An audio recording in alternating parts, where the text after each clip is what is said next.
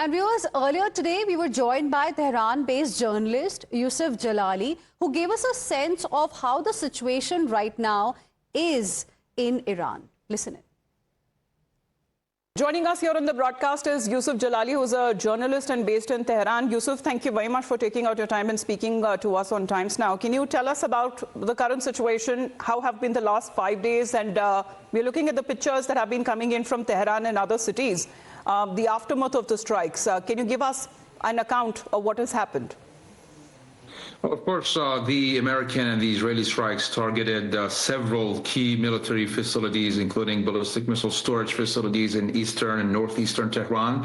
Parchin, which is a complex which is believed to host much of Iran's ballistic missile production lines and storage facilities, has been targeted several times. And of course, this time around, compared to the June war, the Americans and the Israelis have focused specifically on targeting Iran's intelligence bases and, of course, Basij bases this time around. Basij is a paramilitary force that is affiliated with the Islamic Revolution Guards Corps, and it has bases across the cities in urban areas, meaning if those bases are targeted, then civilian casualties would be inevitable. And Iran now put the casualties at more than 787 people, the majority being civilians. Of course, Iran has absorbed significant damages and strikes from Israel and from the United States. And of course, the country has been trying to shed light on the civilian casualties. We saw Iranian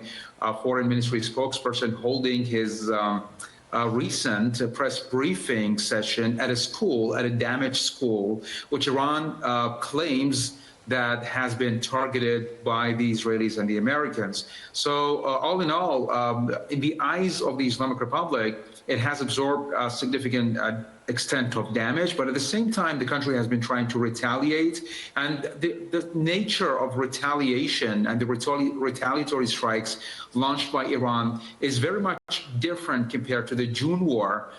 In June war, the Iranian missile barrages and missile salvos were focused on targeting the Israeli territories. But this time you see that they are targeting US bases, and not just the military infrastructure and installations in those GCC countries, but of course you can see they're targeting trade facilities and energy hubs. And this has caught a nerve in those countries. And now this puts two different paths ahead for the region. If those countries are pressured into trying to urge the United States to halt its actions against Iran, then we can see some sort of a de-escalation managed by Iran. And the other path would see those countries launch retaliatory strikes against Iran, in which case we could expect a regional conflagration. So what do you expect what's going to happen? Because what justifies these counter, retaliation by Iran? It has attacked Saudi, it has attacked Oman, it has attacked Qatar, it has attacked Saudi, it has attacked UAE, and we're looking at civilian infrastructure as well, US consulate. So what really explains and justifies such kind of retaliation?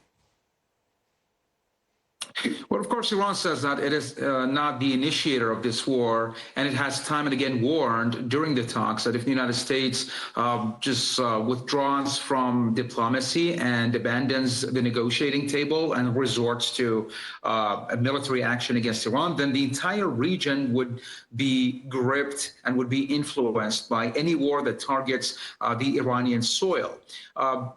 We heard it from the Iranian foreign minister, Abbas Araghchi, several times over the course of the talks that were held and mediated by Oman and Geneva.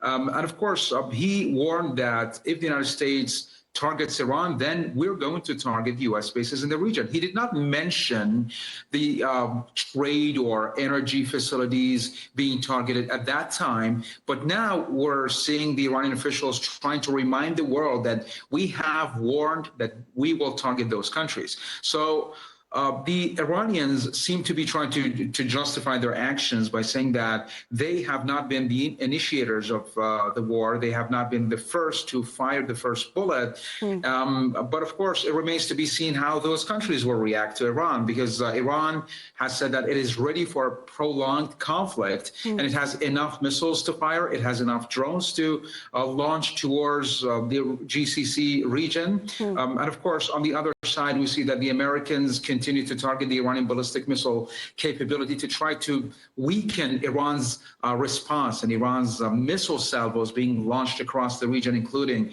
targeting Israeli territories.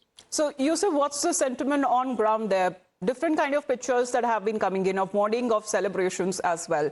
But is there now an imminent leadership crisis in Tehran?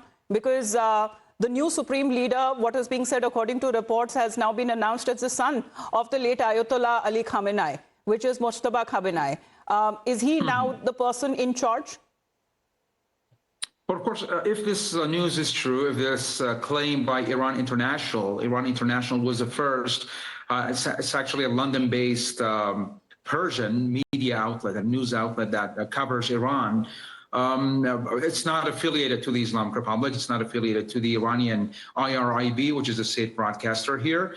We have to wait for an official confirmation from the IRIB, which is the state-owned and the state media, which often covers the news, confirmed news that of course is confirmed by the Iranian officials.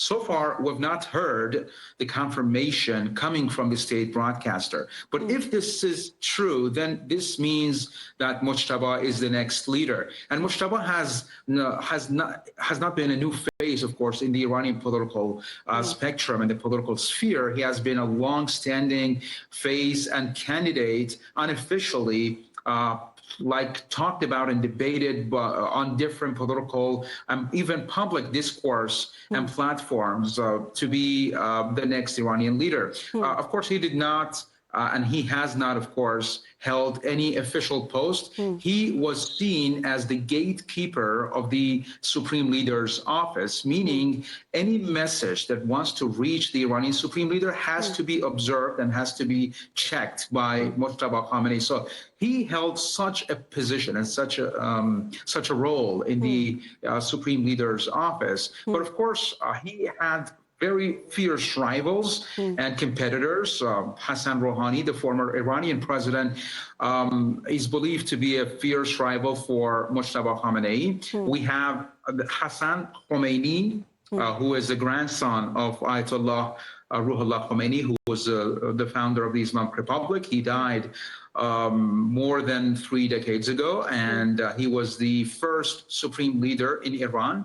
And we have Jabali Amoli Larijani, who used to be the judiciary chief. So these people are heavyweight politicians, and it came as a surprise why the Assembly of Experts chose Mojtaba as the successor for Khamenei, because these 3 guys that I just mentioned have held experience more. They had more experience in the political spectrum rather than compared to, of course, Mojtaba Khamenei. So he's going to be, if this news is true, then he's going to face some criticism from his rivals. Yes. And of course, he was not a jurist. But Yusuf, quick question there, because also as far as when it comes to the funeral and the burial of the late Supreme Leader, when is that going to happen? There have been conflicting reports there, but it is being said that he's likely to be buried in Mashhad.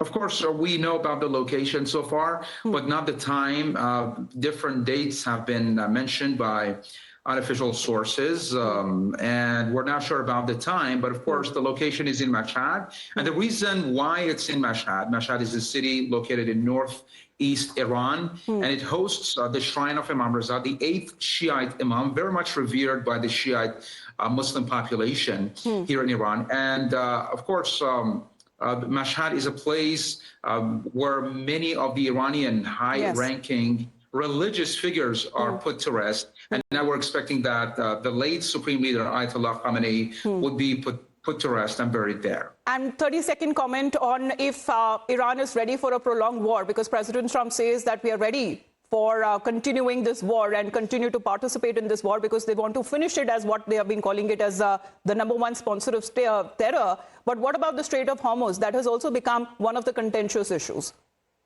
Well, Iran has many cards on the table, among them, as you mentioned, the Strait of Hormuz, which is a strategic choke point through which more than 20% of global oil flow take place. So Iran now, the IRGC said that it has already moved to close the Strait of Hormuz. And the other cards include the continuation of targeting GCC region, and this would disrupt the trade and, of course, the energy supply in the world, and, of course, targeting the Israeli territories by Iranian missiles, which the IRGC seems to have enough missiles to continue for a long time. All right. Yusef, thank you very much for taking out your time and speaking to us on that exclusive conversation that we are having for you, when it comes to the updates that you're sharing us from Tehran. Thank you very much, Yusef.